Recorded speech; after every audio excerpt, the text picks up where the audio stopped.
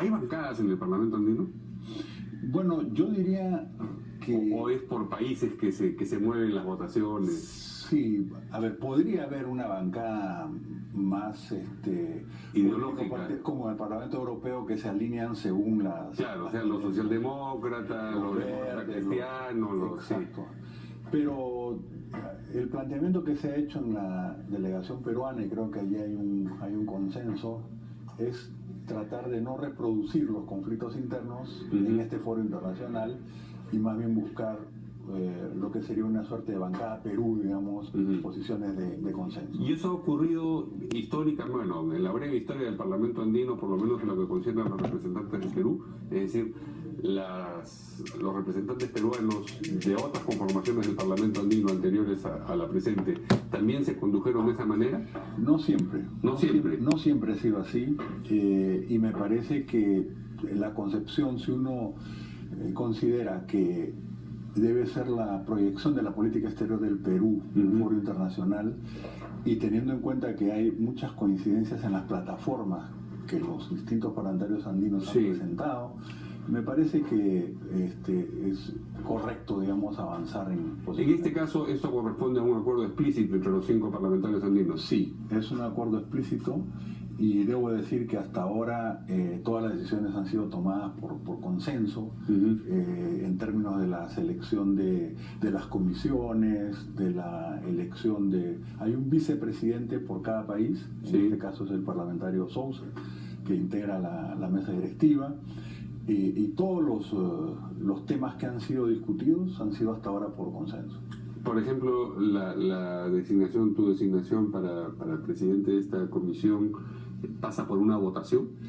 Pasa por una votación. ¿Hubo otro candidato, quiero decir? Digamos, primero se define internamente cuál es la comisión que cada país quiere presidir. Encabezar, sí. Y en segundo lugar, en la mesa directiva. Y efectivamente se vota allí, en la mesa directiva del Parlamento andino, las comisiones. Y después se presenta al Pleno para que se ratifique. Allí podría ser en la plenaria redefinido, ¿no? O sea, sí hay una votación en ese sentido. Muy bien. Ahora, lo que ocurre en el Perú, a diferencia de lo que ocurre en algunos otros países que integran también el Parlamento andino, es que las decisiones del Parlamento andino no son vinculantes aquí en el Perú, ¿no? Así es. En algunos otros países sí. No. ¿En ningún país son vinculantes? En ningún país es vinculante, es más... Vinculantes queremos decir que son mandatorias, que hay que cumplirlas forzosamente por ley, sí. La elección incluso no en todos es directa. Por ejemplo, en el caso de Colombia y de Chile, se designan entre los senadores o diputados del Congreso. O sea, tienen una doble función. Tienen una doble función, pero la tendencia es a que sea una elección directa. Y en cuanto al aspecto de si es o no vinculante, hay decisiones, hay normas comunitarias, que sería el máximo nivel al que puede llegar el Parlamento andino, pero también hay una voluntad y una decisión de que se transformen en leyes nacionales. Para esto, por supuesto, tiene que haber una adecuada coordinación también con los parlamentos locales, y se está en ese camino. En el caso del Perú, ¿alguna iniciativa que se haya originado en el Parlamento andino se ha convertido en ley? En el periodo anterior creo que no, pero me parece que en este periodo deberíamos tener algunos que se conviertan en leyes. Porque a donde estoy yendo es a la utilidad del Parlamento andino. Mucha gente ni está enterada, se acuerda de que existe un Parlamento andino el día que tiene que ir a votar en las elecciones, y después lo pierde de vista por 5 años. Bueno, efectivamente, y también hay una crítica en otros países, y tiene que ver también con la crisis del proceso de integración regional andino, pero hay temas como el de los migrantes, el derecho a los migrantes, o la movilidad, la convalidación laboral, de los títulos, convalidación de los títulos, la posibilidad, por ejemplo, esta es una posición de la bancada Perú, digamos, tratar de traer una sede de la Universidad Andina Simón Bolívar al Perú. El tema de las compras en salud, en medicamentos, que podrían hacerse de manera conjunta en el área andina, lo cual, o sea, ha habido experiencias nacionales, pero digamos, eso podría traer un beneficio a la población. Y esa es un poco la idea, no tener solamente aspectos políticos, sino fundamentalmente cosas que le sirvan a la gente. Y esta es una perspectiva que te atrajo siempre, porque algunos piensan, tú has sido candidato a la vicepresidencia y candidato al Parlamento Andino. Parecen dos ocupaciones bien disímiles una de la otra, porque de haber sido vicepresidente tendrías que haber, digamos, reemplazado a quien fuera presidente en determinadas circunstancias. Es algo bastante arraigado en el país, y lo otro es una inquietud, como tú dices. Bueno, digamos, aparentemente, porque las vicepresidencias o la segunda, bueno, la primera asume cuando el presidente se va, la segunda, si es que tiene una función o un rol específico, bueno, había. Pero, digamos, esto está más ligado también con lo que yo he venido trabajando en los últimos 20 años. Tú eres economista. Economista, y los temas de integración, ¿no? De foros económicos regionales, la convergencia entre estos procesos, estimación de costos o beneficios de los acuerdos de integración. Y era la oportunidad, digamos, de tratar de poner en práctica lo que uno ha estado haciendo desde una Torre Marfil. ¿Tú mirabas, digamos, el Parlamento Andino desde antes y pensabas que podía ser un destino político para ti? Digamos, ¿era una posibilidad que habías barajado? La posibilidad de trabajar por el proceso de integración desde los foros que fueran útiles para eso, y el Parlamento Andino es uno de ellos, ¿no? Entonces, por ejemplo, ahora está...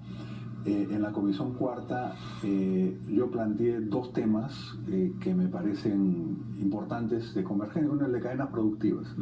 Esta es una prioridad en la Alianza del Pacífico, es una prioridad en el Acuerdo Transpacífico, es un hecho que también está en la Comunidad Andina. Entonces, fortalecer cadenas productivas y complementación productiva es algo que puede generar una convergencia entre los distintos foros.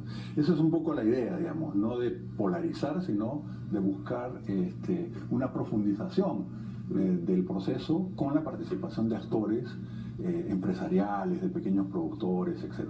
Pero cuando te sumas al proyecto político del Frente Amplio, digamos, la postulación fundamental, a tu manera de entender, ¿es la de vicepresidente o es la del Parlamento Andino? ¿Cuál acompaña a cuál? ¿Cuál es la primordial y cuál la secundaria? Bueno, digamos, la propuesta, a mí me invitan al Frente Amplio porque yo no milito en ninguna... Tú no militas en ninguno de los partidos que ninguno de los partidos del Frente Amplio. Y soy un independiente que... Tú ya no tienes, tú tuviste militancia política en los años 70. Tuvimos militancia universitaria, pero yo no estaba en ningún partido. Yo tampoco, estuve... ¿No? Yo pensé que habías estado en la JCR. Dirigente gremial, ¿no? Sí. Como recordarás, en el Centro Federado de Letras. Pero no estuviste en ningún partido político. No, como partido estrictamente no. Hay organismos, por supuesto, había el Frente Estudiantil en ese momento, igual estaba en el Frente, ¿no? Pero... digamos, lo que articula es la plataforma o el programa o la propuesta, ¿no?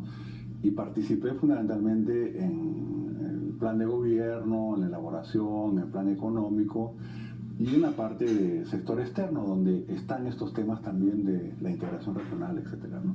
Y entonces, ¿cómo eso derivó en las dos candidaturas? Bueno, normalmente los vicepresidentes han estado candidateando al Congreso de la República, ¿cierto? En los distintos partidos. Sí. Incluso se me planteó en un momento la posibilidad de candidatear al Parlamento Nacional. ¿Y eso no te interesó mayormente? Decliné, porque, digamos, en este contexto que tú estás planteando, me parecía que en el Parlamento Andino podría tratar de impulsar las cosas que había estado desarrollando desde el trabajo de investigación previo en la universidad, y no quería tener una ruptura con este tipo de investigación y trabajo, ¿no? ¿Y estuviste muy activo en la campaña? Bueno, hemos... Digo, porque nunca te tuvimos acá, por lo menos yo no fui invitado. Sí, hombre. Sí, busqué que se te invitara. Han estado participando principalmente los voceros, ¿no es cierto?, denominados, y los que eran militantes o tenían representación. Y yo he estado en alguna de las giras y un trabajo más de bajo perfil en lo del plan de gobierno, ¿no? Y ahora en el Frente Amplio, ¿tienes algún cargo dirigencial? No tengo un cargo dirigencial. Sigo en mi rol de independiente, digamos. Ahora hay un congreso en septiembre. Donde van a abrir los padrones para las inscripciones. Están abriendo los padrones. ¿Te piensas inscribirlo? Bueno, veremos qué cosa es lo que ocurre y los mecanismos y el perfil que se plantea hacia adelante, ¿no?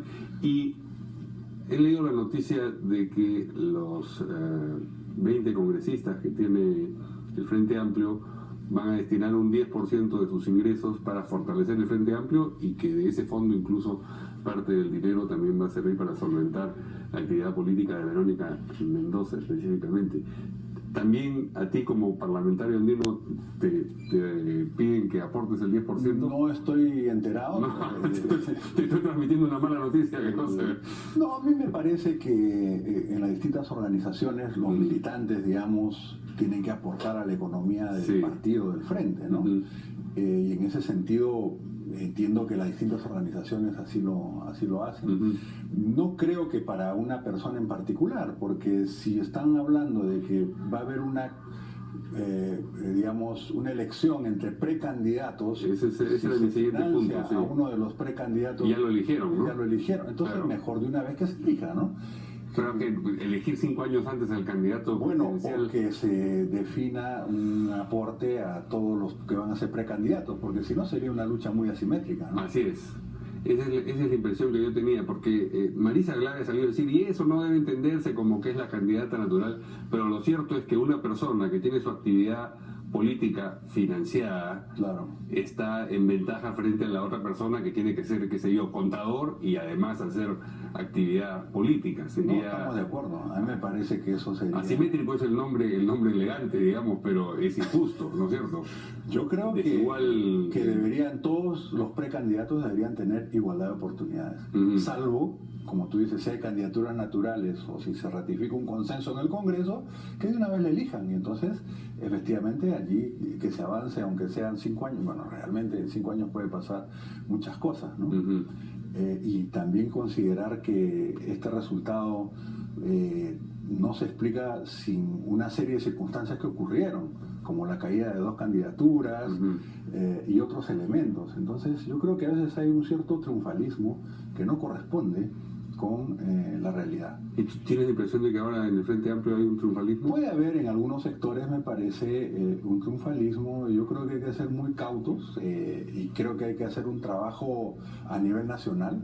Creo que hay un divorcio entre lo que mucha gente se ha roto el lomo trabajando en las regiones y en provincias y no necesariamente con mecanismos de comunicación o participación en lo que a veces decide una cúpula o sectores que no necesariamente responden, digamos, a ese clamor o a esa demanda en el país. Me parece que estás protestando elegantemente sobre un estado de cosas que no te tiene satisfecho, ¿no? No, lo que pasa es que como uno ha sido candidato, le escriben o ha tenido contacto a nivel de bases en las regiones y efectivamente hay una gran expectativa que ojalá no se frustre en este Congreso, porque dependiendo de cómo se maneje el Congreso, o se fortalece la unidad, o se pueden crear... ¿Vas a participar del Congreso? Entiendo que a los parlamentarios electos se les ha invitado. Participaría en esa condición si es que se ratifica. Si no, no, porque no estoy inscrito. ¿Debería permitirse la incorporación de otras organizaciones que no tienen inscripción ante el registro de organizaciones políticas o jurado al Frente Amplio? Quiero decir, por ejemplo, Patria Roja, por ejemplo, el Partido Comunista, por ejemplo, Ciudadanos por el Cambio, etcétera, bueno, etcétera. Yo creo que esa es una aspiración que existe, pero es parte del debate, es parte del conflicto. ¿Es un frente de partidos o es un frente de militantes, de población? Eso es lo primero que hay que definir, porque también es cierto que si una organización se mató y se rompió el lomo para conseguir una inscripción, digamos, estamos hablando de Tierra y Libertad en este caso. Por ejemplo, el caso de Tierra y Libertad, de pronto de decirle, oye, ahora todos entramos a lo que tú conseguís, tampoco, digamos, ¿no? Yo creo que hay que buscar el mecanismo intermedio, o como algunos han señalado, bueno, es un impedimento para que otros se inscriban como partidos, ¿no es cierto?, que consigan las firmas y sea una articulación de partido el Frente, una articulación de partidos. Entonces, creo que la demanda, independientemente de cuál sea el mecanismo, es que haya un gran bloque unitario, ¿no? Y también hay unas diferencias programáticas sustanciales, ¿no es cierto?